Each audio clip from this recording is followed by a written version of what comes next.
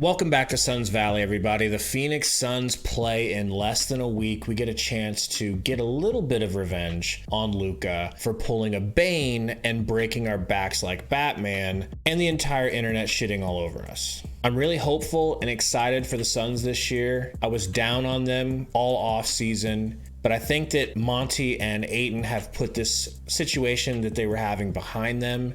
And it seems like Ayton, at least for the moment, is playing some great basketball this preseason. Truly inspired, ferocious, angry, dare I say, almost Amari-esque in his determination to attack the rim. So that's something to keep an eye on and hope and pray that that continues all year. Mikal Bridges is looking incredible. He looks like he's taken another step. That step, more interest in scoring, more desire, and a feeling that he belongs, and it's his right to take shots and to take the ball to the basket if he sees fit. I was down on Campaign all off season. Every video I've done about the point guard situation, I've lamented Campaign's regression and talked about how it's not going to work, it's not going to be good enough, we're going to be screwed if this is all we have. Campaign has had a good preseason. I like what I've seen from him, truly. I know people give him crap, but I put out a poll after the second or third preseason game,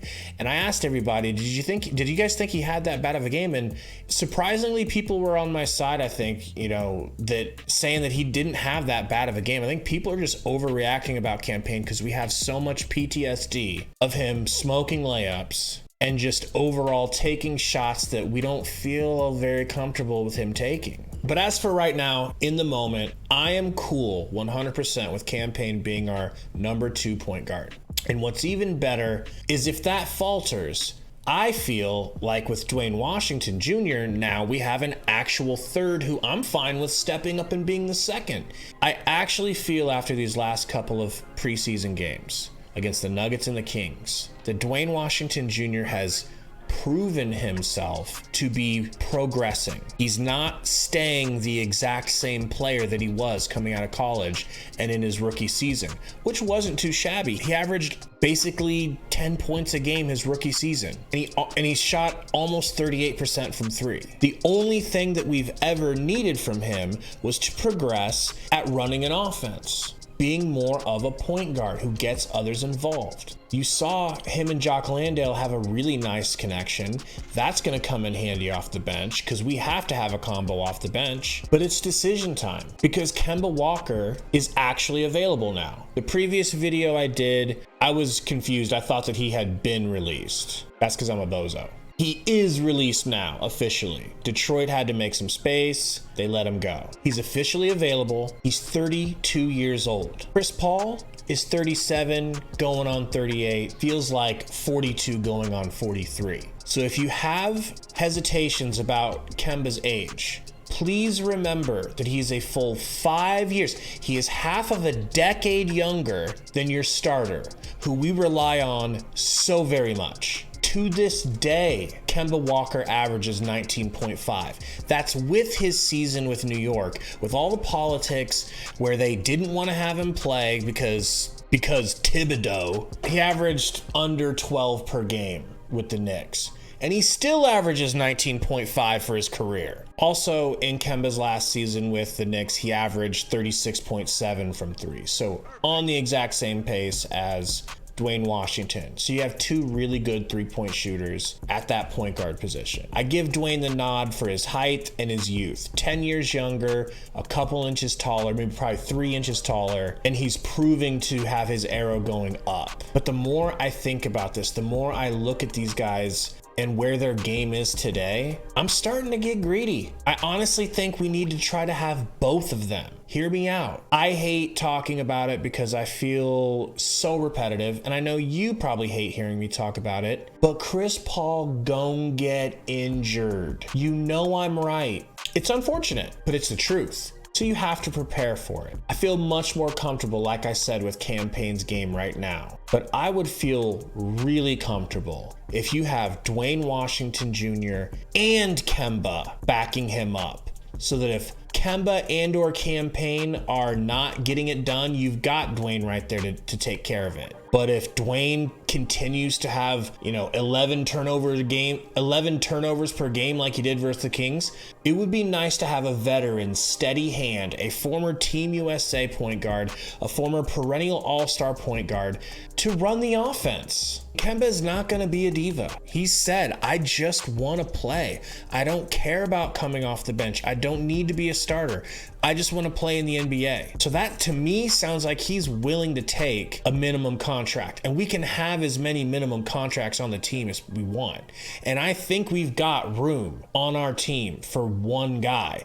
I mean, I really like Cabarrot. It doesn't have to be him that goes, but that wing position is pretty stacked. You got Craig, Wainwright, McHale, Cam Johnson, Josh Okogie. Like, we're stacked. Point guard is our Achilles heel. Point guard is where we need to have our extra depth at. And until Duane Washington started popping off, it looked like we had no depth. Now it seems like maybe we got a little bit of depth. But with Kemba, and what a better place than Phoenix with Monty and this offensive system that he's not going to have a lot of pressure on him. With Kemba, you have a real steady hand behind Chris Paul if and when the time comes. And hopefully it's just to weather a couple of games in the postseason when Chris Paul goes down or gets a stinger or jams a finger or Pat Bev snaps his spine by pushing him in the back like a fucking bitch.